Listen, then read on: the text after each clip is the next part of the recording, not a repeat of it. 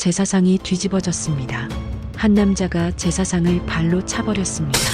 사기 그릇이 벽에 부딪혀 산산조각 나고 제사사과와 배는 떼굴떼굴 굴러다녔습니다. 잔 사람한테 잘해야지. 미친 것도 아니고 왜 이런 제사상을 차리는 거야?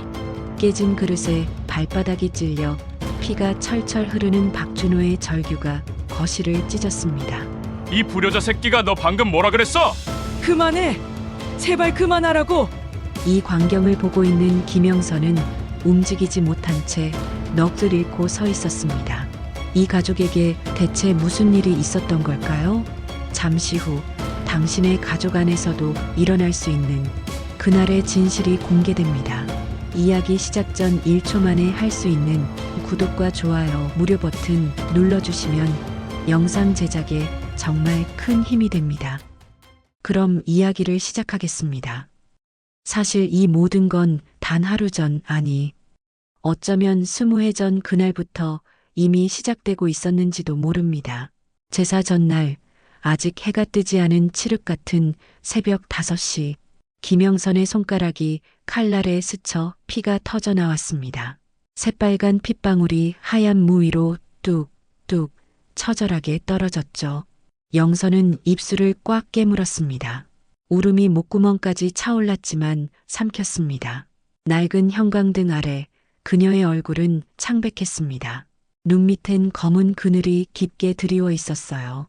이미 12시간째 부엌에 서 있었죠. 창밖은 여전히 어둠이 깔려 있었습니다. 창문에 비친 자신의 모습이 낯설었습니다. 칼을 든 손이 작게 떨렸고 그 손끝엔 피와 물이 뒤섞여 번들거렸습니다. 지난밤 2시간 눈을 붙인 게 전부였죠. 허리는 쑤시고 발목은 퉁퉁 부어 있었습니다. 영선은 피 묻은 손가락을 수돗물에 씻었습니다.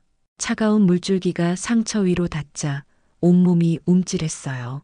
그녀의 손등에는 지난 명절 때 생긴 기름 화상 자국들이 거뭇하게 남아 있었습니다. 살갗 위에 겹겹이 쌓인 상처들, 그건 단순한 상처가 아니라 세월의 흔적이었죠. 혹시 당신도 이런 새벽을 견뎌보신 적 있나요? 모두가 잠든 시간, 냄비 끓는 소리와 시계 초침 소리만이 들리던 그 외로운 순간, 상처난 손보다 더 아팠던 건 아무도 알아주지 않는 그 외로움이었을 겁니다.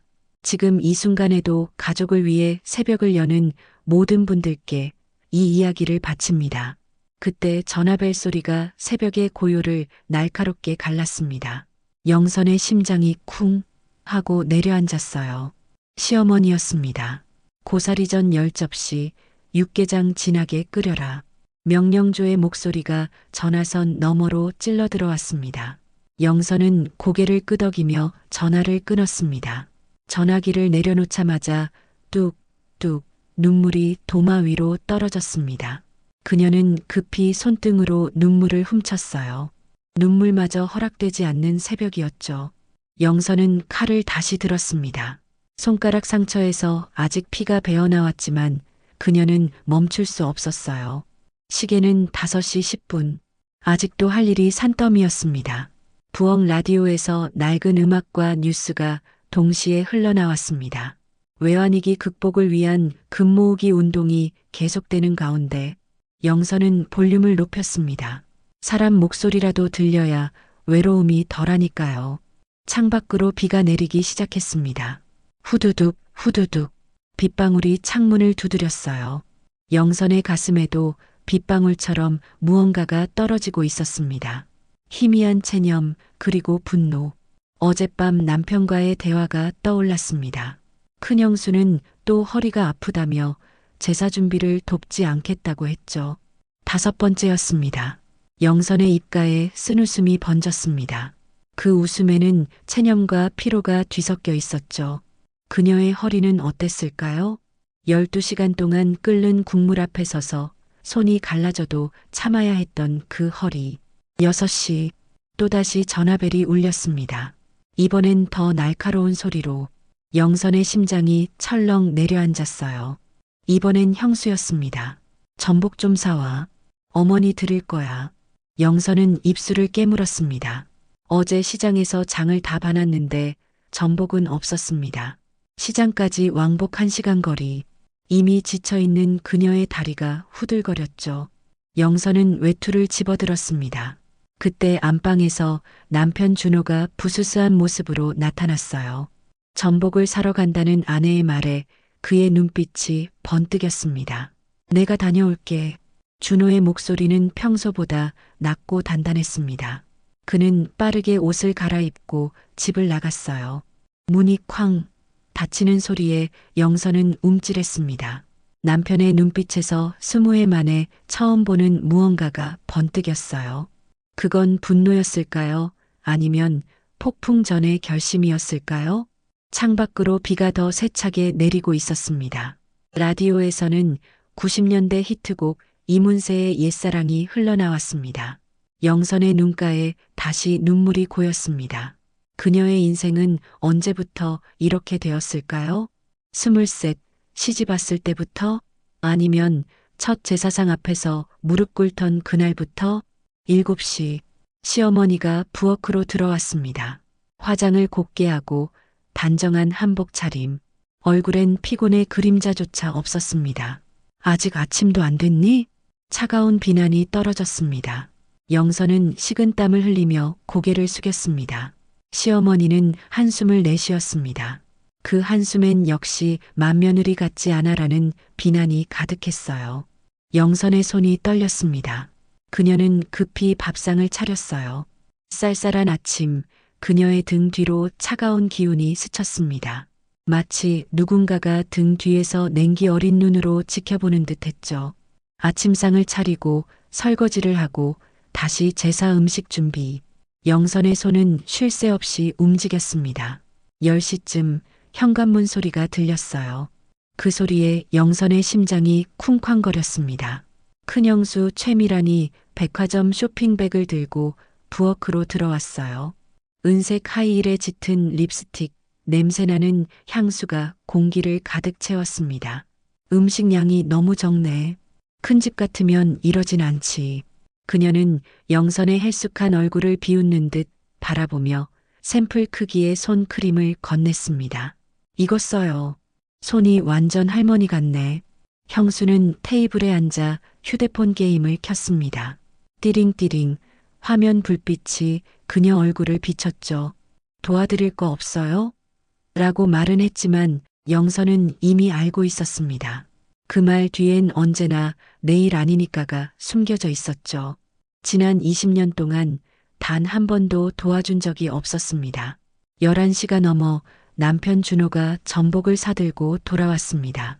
그의 눈에 비친 건 땀에 젖은 아내와 웃고 있는 형수의 모습. 준호의 얼굴이 굳어졌습니다. 형수는 사온 전복이 너무 작다며 불평했어요. 그 말에 준호의 표정이 더 어두워졌습니다.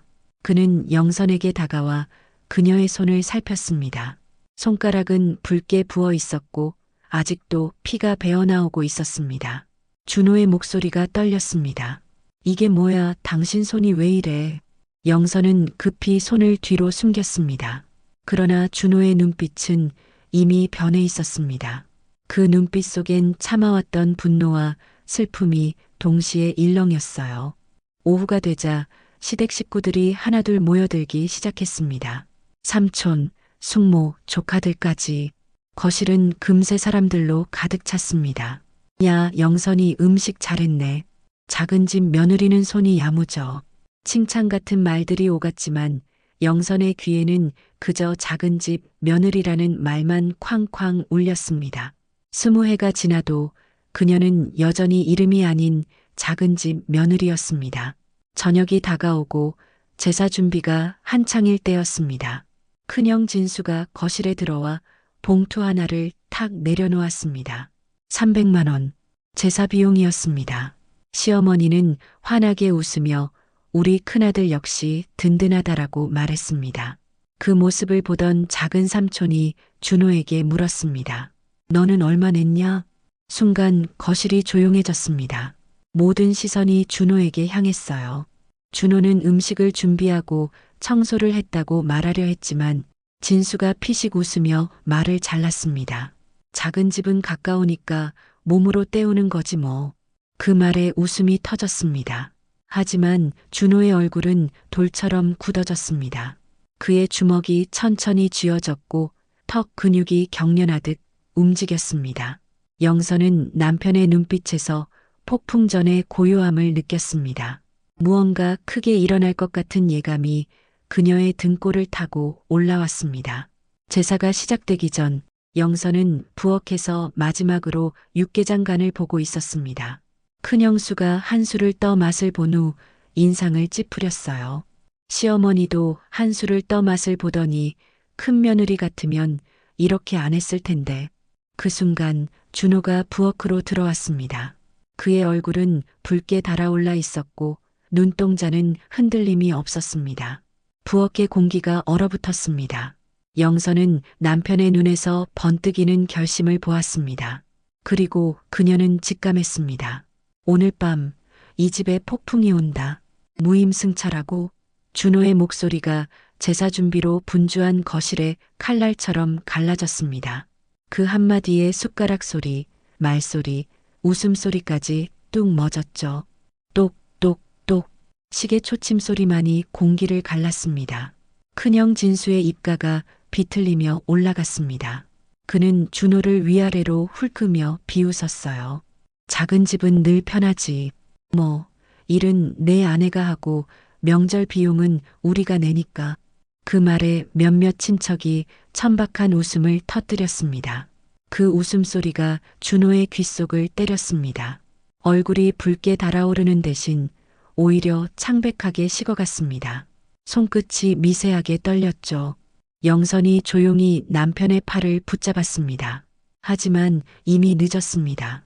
20년 동안 눌러온 분노가 치밀어 오르고 있었으니까요. 형, 우리가 그동안 뭘 했는지 정말 몰라요? 준호의 목소리가 떨렸지만 단단했습니다. 그 안엔 서늘한 결심이 숨어 있었죠. 시아버지가 자리에서 벌떡 일어났습니다. 감히 어른 앞에서 목소리를 높여. 그의 이마에는 푸른 핏줄이 도드라졌습니다. 하지만 준호는 한 발자국도 물러서지 않았습니다. 그의 주먹이 하얗게 질리도록 쥐어졌어요.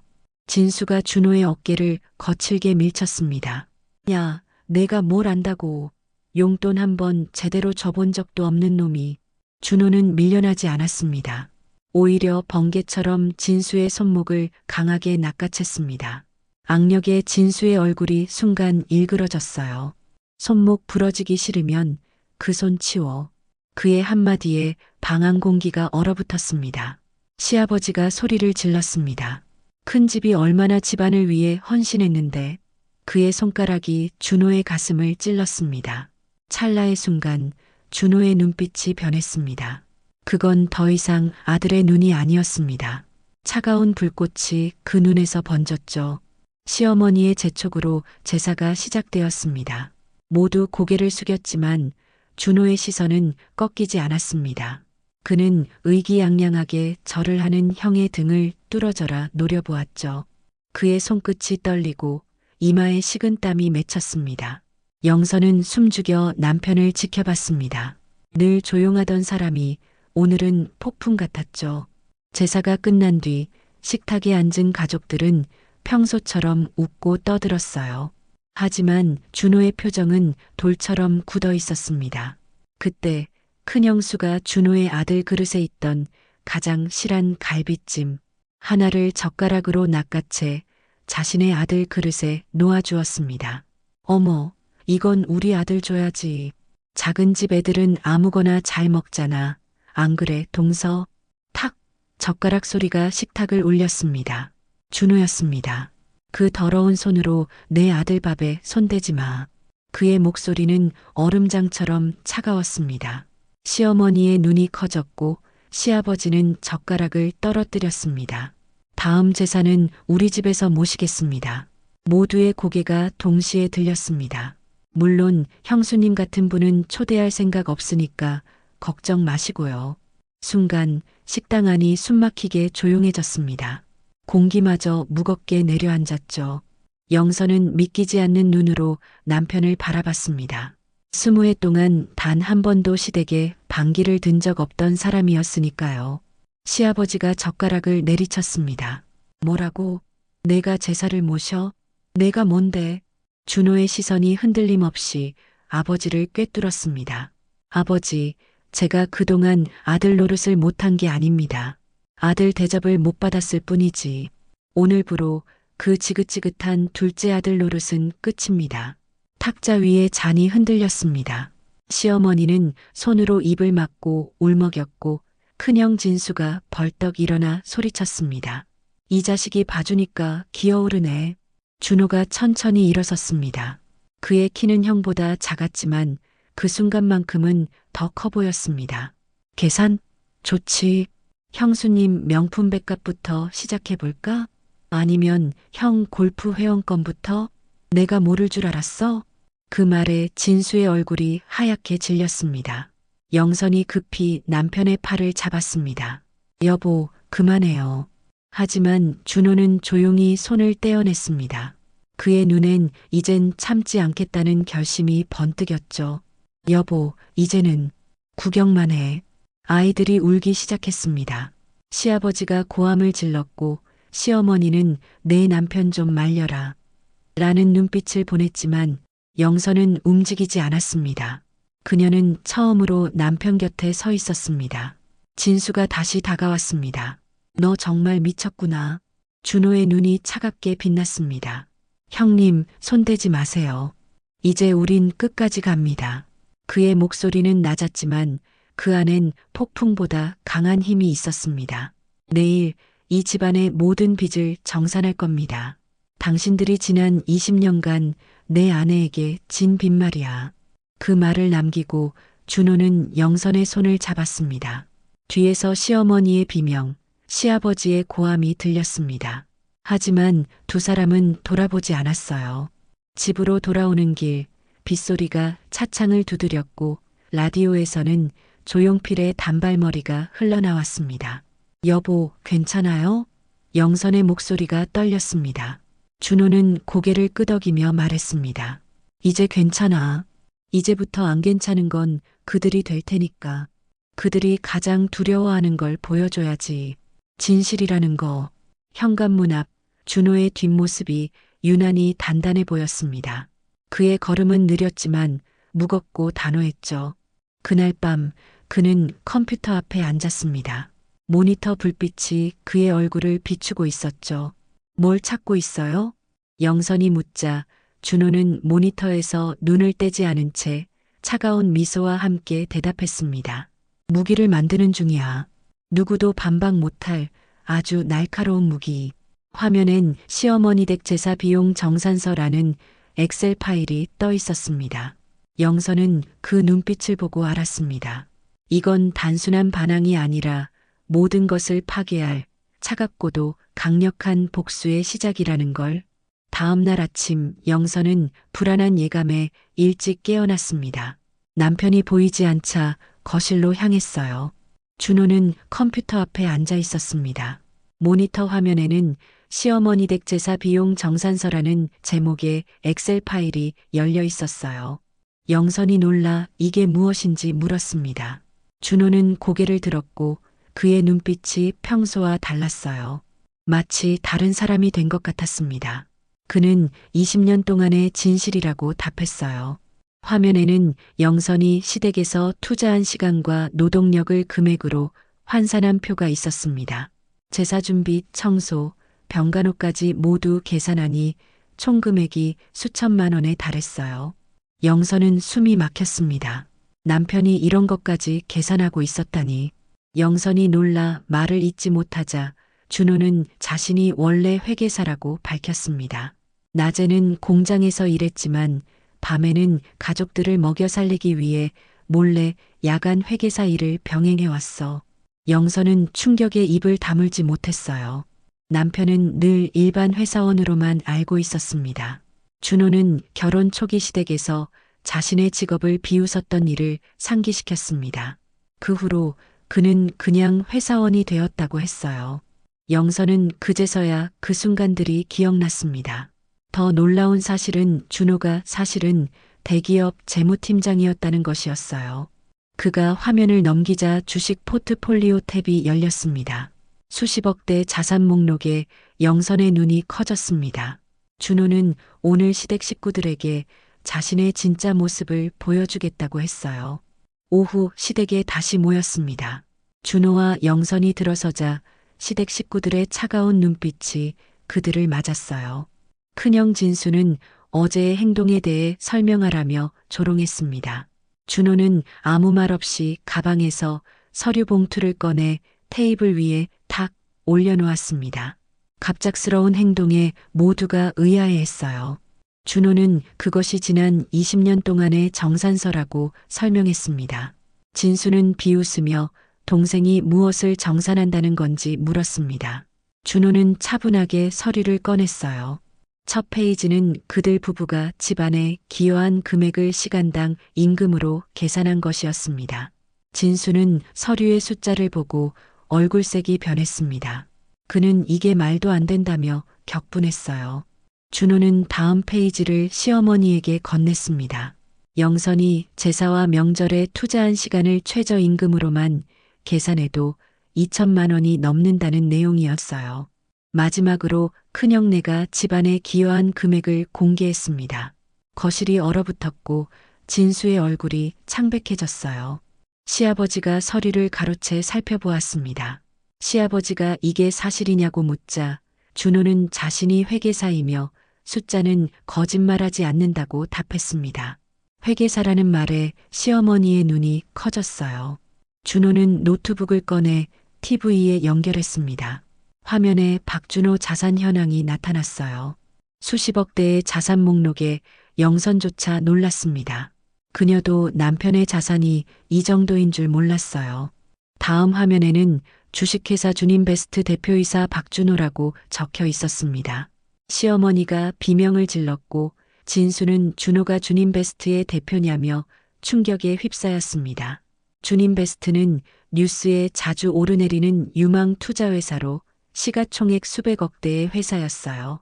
준호는 형이 자신의 직업을 비웃던 그때부터 회사를 시작했다고 밝혔습니다. 갑자기 형수의 태도가 돌변했어요. 그녀는 준호를 치켜세우며 그동안 몰라봤다고 했습니다. 준호는 비웃으며 이제 와서 그러는 것이 곤란하다고 대답했습니다. 그는 형수가 그동안 영선을 어떻게 대했는지 기억한다고 말했어요. 시어머니도 준호가 왜 성공한 사실을 말하지 않았냐고 물었습니다. 준호는 성공이 지난 20년의 불평등을 바꿀 수 있냐고 반문했어요. 준호는 제사상 앞으로 걸어가 무릎을 꿇었습니다. 그는 조상들에게 죄송하다고 말하며 갑자기 양손으로 제사상을 움켜쥐었어요. 그리고 온 힘을 다해 밀었습니다. 와장창창 제사상이 통째로 뒤집혔습니다. 음식들이 사방으로 날아갔고 바닥이 엉망이 되었어요. 준호는 이게 무슨 제사냐며 소리쳤습니다. 사람을 짓밟는 자리라고 분노했어요. 진수가 준호의 멱살을 잡았고 시어머니는 비명을 질렀습니다. 영선은 멍하니 서 있었어요. 시간이 멈춘 듯 했습니다. 바닥에 흩어진 음식들 사이로 남편이 내밀었던 서류가 보였어요. 준호는 제사의 진정한 의미를 외쳤습니다. 돌아가신 분들을 기억하고 감사하는 자리이자 서로 존중하고 화합하는 자리라고 했어요. 하지만 이 집의 제사는 사람을 짓밟고 차별하는 자리였다고 분노했습니다. 준호는 영선에게 다가가 이제 괜찮다고 위로했습니다. 그 말에 영선의 눈가에 눈물이 맺혔어요. 20년 만에 처음 들어보는 위로였습니다.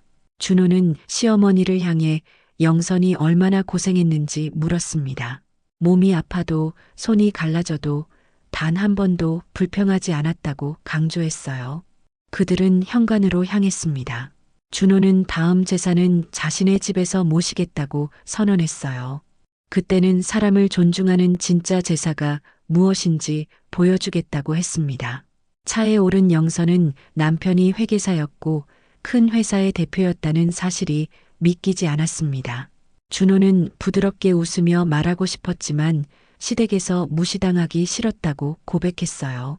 그리고 자신이 성공했다는 이유로 시댁 사람들이 영선에게 잘해주는 걸 원치 않았다고 덧붙였습니다. 영선은 처음으로 남편을 이해했습니다. 그가 자신의 성공을 숨긴 이유는 자존심이 아니라 영선을 진정으로 아끼는 마음이었어요. 집으로 돌아온 영선과 준호는 깊은 침묵 속에 앉아 있었습니다. 열린 창문으로 저녁바람이 스쳐 지나갔어요. 부엌 시계가 찌그락거리는 소리만이 집안에 울려 퍼졌습니다. 영선은 떨리는 손으로 찻잔을 들었습니다. 그녀의 머릿속은 혼란스러웠어요. 오늘 알게 된 진실이 너무 충격적이었습니다. 준호의 시선은 텅 빈 벽을 향해 있었습니다. 그의 눈빛에는 20년의 세월이 응축되어 있었어요. 마치 오래된 상처가 열린 것처럼 그의 표정에는 아픔이 서려 있었습니다. 여보, 이제 모든 걸 말해주세요. 영선의 조심스러운 목소리에 준호가 천천히 고개를 돌렸습니다. 그의 얼굴에는 눈물 자국이 선명했어요. 20년 동안 단 한 번도 울지 않던 남편이 울고 있었습니다. 준호는 깊은 한숨을 내쉬었습니다. 그리고 천천히 서랍에서 낡은 상자 하나를 꺼냈어요. 먼지가 쌓인 상자를 열자 그 안에는 오래된 신문 기사가 있었습니다. 영선은 신문을 집어들었습니다. 1997년 11월 22일자 신문이었어요. 일면에 큰 글씨로 적힌 제목이 눈에 들어왔습니다. 유명 투자회사 1000억대 횡령 사건, 회계사 김태준 구속. 영선은 놀라서 준호를 바라보았습니다. 준호의 눈빛이 흔들렸어요. 그는 입을 열었습니다. 김태준은 내 친형이었어. 영선아, 내게는 3명의 형이 있었어. 영선의 눈이 커졌습니다. 20해 동안 남편에게 진수 형님 외에 다른 형제가 있다는 이야기를 들은 적이 없었어요. 준호의 목소리가 떨리기 시작했습니다. IMF 외환위기가 한국을 강타했던 그 시절 큰형 태준은 대형 투자회사의 수석 회계사였어요. 당시 많은 기업들이 위기에 처했고 태준이 다니던 회사도 마찬가지였습니다. 어느 날 밤 회사의 자금이 모두 사라졌고 태준이 유일한 용의자로 지목됐죠. 형은 절대 그럴 사람이 아니었어. 하지만 모든 증거가 형을 가리켰어. 형은 누군가의 희생양이 된 거야. 준호의 손이 떨렸습니다. 그는 형의 무죄를 증명하기 위해 모든 것을 포기했다고 했어요. 법학을 공부하던 학업도 약혼자도 모두 포기하고 회계사 자격증을 땄습니다. 형의 결백을 증명하기 위해서였죠. 그런데 형은 감옥에서. 준호의 목소리가 끊겼습니다. 태준은 수감 3년 차에 감옥에서 자살로 생을 마감했어요. 누명을 벗지 못한 채로. 영선의 가슴이 무너져 내렸습니다. 남편이 그런 상처를 안고 살아왔다니. 준호는 이어서 말했어요. 태준의 죽음 이후 둘째 형 준석도 비관 끝에 술에 빠져 교통사고로 세상을 떠났습니다. 3년 안에 2형을 잃은 준호는 무너져 내렸죠. 그리고 남은 우리 형제는 진수 형과 나뿐이었어. 준호가 두 번째 신문 기사를 꺼냈습니다. 2002년 기사였어요. IMF 횡령 사건 진범 검거, 고 김태준 회계사 무죄 밝혀져. 진범은 회사 사장이었습니다. 태준은 완전히 무고했어요. 준호는 형의 무죄가 밝혀지자 즉시 진수 형을 찾아갔습니다. 하지만 진수는 준호를 냉대했어요. 형이 이렇게 말했어. 그래서 뭐? 태준이 살아 돌아와? 준석이가 돌아와? 이제 와서 무슨 소용이야. 가족 망신이나 시킨 놈들. 준호의 목소리가 차가워졌습니다. 그 순간 그는 결심했다고 해요. 성공해서 언젠가 모든 것을 증명해 보이겠다고. 하지만 동시에 자신의 정체를 숨기기로 했습니다. 김씨에서 박씨로 성을 바꾸고 태준 투자를 준인베스트로 바꿔 형이 이름을 기리며 회사를 시작했어요. 영선은 충격에 말을 잇지 못했습니다. 그제서야 남편이 왜 그토록 자신의 직업과 성공을 숨겼는지 이해가 됐어요. 준호의 눈빛이 날카로워졌습니다. 하지만 더 큰 충격은 그 다음이었어. 준호가 마지막 서류를 꺼냈습니다.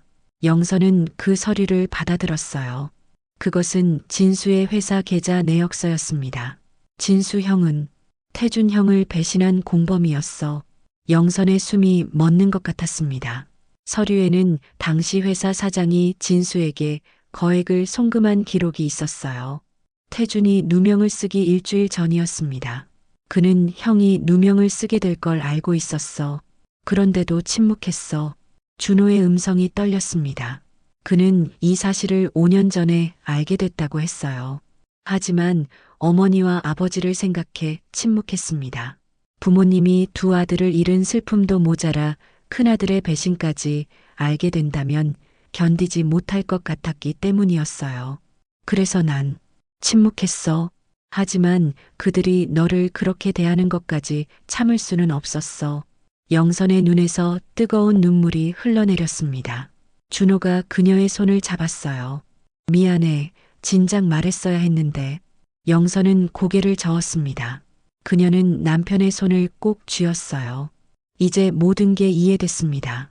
준호가 왜 그토록 순종적으로 살았는지, 왜 자신의 성공을 숨겼는지, 그리고 오늘 왜 그런 극단적인 행동을 했는지. 밤이 깊어갔습니다. 거실 창문으로 달빛이 스며들었어요. 영선은 남편에게 기대어 앉아 있었습니다. 두 사람 사이에 흐르는 침묵이 이전과는 달랐어요. 더 이상 말로 할 수 없는 비밀도 상처도 없었습니다. 그때 초인종 소리가 울렸습니다. 밤 11시. 누구일까요? 영선이 문을 열었을 때 그녀는 놀라서 한 걸음 물러섰어요. 문 앞에는 진수가 서 있었습니다. 그의 얼굴은 창백했고 눈은 충혈되어 있었어요. 손에는 낡은 종이 한 장을 쥐고 있었습니다. 준호야. 진수의 목소리가 떨렸습니다. 그의 손에 들린 것은 오래된 사진이었어요. 태준, 준석, 진수, 그리고 어린 준호가 함께 찍은 사진. 진수의 눈에서 눈물이 흘러내렸습니다. 내가 그랬어. 다 내 잘못이야. 그의 고백에 준호의 얼굴이 굳어졌습니다. 진수는 무릎을 꿇었어요. 형이 알고 있었구나. 준호가 낮게 속삭였습니다. 진수는 흐느끼며 고개를 끄덕였어요. 그는 형제들에게 저지른 배신을 모두 고백했습니다. 그리고 용서를 구했어요. 난 겁쟁이였어. 그리고 질투했어. 항상 태준이가 최고였으니까. 하지만 그가 자살할 줄은, 준석이마저 그렇게 될 줄은. 영선은 마루에 무릎을 꿇고 흐느끼는 진수를 바라보았습니다. 그녀의 가슴이 아팠어요. 인간의 슬픔과 질투, 후회가 이토록 깊을 수 있다니. 준호는 움직이지 않았습니다. 그의 눈에는 복잡한 감정이 교차했어요. 용서, 분노, 아니면 연민, 나가. 준호의 한마디에 진수의 어깨가 떨렸습니다. 하지만 준호는 계속해서 말했어요. 지금은 나가. 내일 태준 형 묘소에서 만나자. 이른 아침 안개가 자욱한 묘지. 준호와 영선은 손을 맞잡고 언덕을 오르고 있었습니다. 발밑에서 이슬 젖은 풀이 바스락거렸어요. 멀리서 까마귀 울음소리가 들렸습니다. 영선의 심장이 무겁게 뛰었어요. 언덕 위 고 김태준의 묘비 앞에 진수가 서 있었습니다. 그의 어깨가 축 처져 있었어요. 손에는 하얀 국화꽃이 들려 있었습니다. 준호는 영선의 손을 더 꽉 쥐었어요. 그의 손이 떨렸습니다. 준호와 영선이 묘비 앞에 다가섰습니다. 진수는 그들을 향해 고개를 들었어요. 그의 눈은 밤새 온 듯 붉게 충혈되어 있었습니다. 세 사람은 말없이 묘비 앞에 무릎을 꿇었어요. 태준아. 진수의 목소리가 떨렸습니다. 그는 묘비를 어루만지며 흐느꼈어요. 25년 만에 참회였습니다. 준호는 말없이 형의 모습을 바라보았어요. 그의 눈에 복잡한 감정이 교차했습니다. 진수는 꽃을 내려놓았습니다. 그리고 서서히 고백을 시작했어요. 그날의 일, 그가 어떻게 회사 사장과 공모했는지, 어떻게 태준이 누명을 쓰도록 침묵했는지, 모든 것을 숨김없이 털어놓았습니다. 그의 말이 끝날 때쯤 세 사람 모두의 눈에는 눈물이 고여 있었어요. 준호야, 이제 알겠지? 내가 왜 그 집에서 널 그렇게 대했는지. 진수가 떨리는 목소리로 말했습니다. 준호의 눈이 커졌어요. 그건 내가 태준이를 꼭 닮았기 때문이야. 내 눈빛, 말투, 심지어 걸음걸이까지 널 볼 때마다 태준이가 날 비난하는 것 같았어. 영선의 가슴이 아팠습니다. 그녀는 문득 첫 시집 왔을 때 시어머니가 했던 말이 기억났어요. 준호는 우리 첫째를 닮았어. 가끔 보면 소름이 돋을 정도로. 당시에는 그 의미를 몰랐던 말이었습니다. 나는 날마다 죄책감에 시달렸어. 그래서 내가 성공하는 걸 보기 싫었던 거야. 내가 태준이처럼 되는 걸 보기 싫었던 거지. 진수의 고백이 이어졌습니다. 준호는 여전히 말이 없었어요. 그저 형의 얼굴을 바라볼 뿐이었습니다. 그의 눈에는 분노보다는 깊은 슬픔이 서려 있었어요. 난 용서받을 자격이 없어. 하지만 이제라도 진실을 말하고 싶었어. 진수가 주머니에서 봉투 하나를 꺼냈습니다. 그것은 검찰 진술서였어요. 진수는 자신의 범죄를 모두 자백했다고 했습니다. 물론 공소시효는 지났지만 적어도 태준의 명예는 완전히 회복될 수 있을 거라고. 준호의 눈에서 눈물이 흘러내렸습니다. 그는 천천히 일어나 형의 어깨에 손을 얹었어요. 용서의 말은 없었지만 그 손길에는 오랜 증오가 녹아내리는 온기가 있었습니다. 태준 형, 준석 형, 이제 편히 쉬세요. 준호의 작은 속삭임이 바람에 실려 묘지를 스쳐갔습니다. 세 사람은 함께 묘비에 절을 했어요. 그리고 천천히 묘지를 내려왔습니다. 차에 오르며 준호가 진수에게 말했습니다. 다음 주 제사는 우리 집에서 모실 거야. 어머니, 아버지 모시고 와. 진수는 눈을 크게 뜨고 준호를 바라보았습니다. 준호의 표정은 단호했어요. 더 이상의 미움은 없었습니다. 그저 새로운 시작을 알리는 결연함만이 그의 눈에 서려 있었어요. 일주일 후 준호의 집. 집안은 제사 준비로 분주했습니다. 하지만 분위기가 달랐어요. 영선은 부엌에서 전을 부치고 있었고 준호는 그녀 옆에서 도우미 역할을 했습니다. 시어머니는 과일을 다듬고 있었고 시아버지는 술잔을 닦고 있었어요. 심지어 진수와 그의 아내도 함께 테이블을 정리하고 있었습니다. 거실에는 세 개의 위패가 나란히 놓여 있었어요. 김태준, 김준석, 그리고 박준호의 친할아버지. 준호는 원래 성이 김이었음을 모두에게 밝혔습니다. 그리고 앞으로 본래의 성을 되찾겠다고 선언했어요. 이제 더 이상 숨길 것도 두려워할 것도 없었습니다. 영선은 잠시 부엌에서 나와 거실을 바라보았습니다. 눈물이 그녀의 눈가에 맺혔어요. 20년 만에 처음으로 보는 진정한 가족의 모습이었습니다. 시어머니가 영선에게 다가왔습니다. 그녀의 손에는 작은 상자가 들려 있었어요. 영선아, 이걸 너에게 주고 싶구나. 영선이 상자를 열자 그 안에는 오래된 비녀가 있었습니다. 시어머니의 할머니에서 대대로 내려온 갑오였어요. 이건 원래 맏며느리에게 주는 거란다. 하지만 난 그동안 진짜 맏며느리가 누군지 잊고 있었어. 시어머니의 눈에 눈물이 고였습니다. 그녀는 영선의 손을 꼭 쥐었어요. 용서해 주렴. 내가 그동안 너무 어리석었구나. 영선은 말없이 시어머니를 끌어안았습니다. 20년 동안 기다려온 순간이었어요. 준호가 다가왔습니다. 그는 두 사람의 모습을 보며 미소 지었어요. 어머니, 이제 제사 시작할까요? 시어머니는 고개를 끄덕였습니다. 하지만 준호가 제사상 앞에서 멈춰 섰어요. 그는 가족들을 둘러보았습니다. 오늘부터 우리 집의 제사는 좀 달라질 겁니다. 준호는 제사상을 변형했습니다. 음식의 양을 줄이고 간소하게 만들었어요. 그리고 모든 가족이 함께 상 앞에 앉았습니다. 아이들까지도. 제사는 조상을 기리는 자리입니다. 하지만 동시에 살아있는 우리가 서로를 존중하고 사랑하는 자리이기도 해요. 이제부터 우리는 서로를 더 소중히 여기며 제사를 지낼 겁니다. 준호의 말에 모두가 고개를 끄덕였습니다. 시아버지의 눈에도 눈물이 맺혔어요. 그는 손자를 무릎에 앉히며 말했습니다. 그래, 내 말이 옳다. 살아있는 사람이 더 중요하지. 제사가 끝나고 모두가 함께 식사를 했습니다. 웃음소리가 집안에 가득했어요.